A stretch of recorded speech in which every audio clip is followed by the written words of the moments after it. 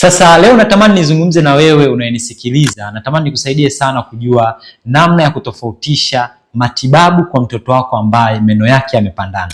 Sasa leo hii watu wengi wanachanganya sana kati ya matibabu ya kunyosha meno maarufu kama kufunga braces ama zile waya na matibabu ya kung'oa haya meno yaliyopandana. Sasa iko hivi, nisikilize. Kwa urahisi kabisa, mwanao anapokuwa chini ya umri wa miaka 13 hawezi akapata matibabu ya kunyosha meno kwa kufunga na waya, kwa sababu kuna baadhi ya meno yanakuwa bado hayajaota.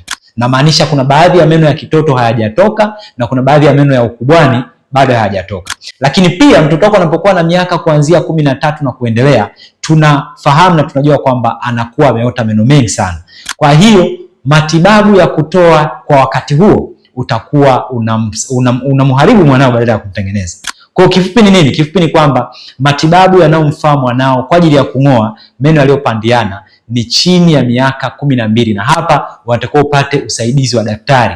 Daktari aangalie jino, alihakikishe kwamba ni jino la utoto limesababisha hali hiyo, then anaweza akalitoa. Lakini kama ikiwa ni kwa sababu tu ya taya zimekuwa ni ndogo sana, basi ujue unahitaji kusubiri umri ambao ni sahihi na mwanao afunge meno yake ama aweke braces. Sasa hebu niambie, wewe ulitaka kumfunga braces mwanao akiwa na miaka mingapi?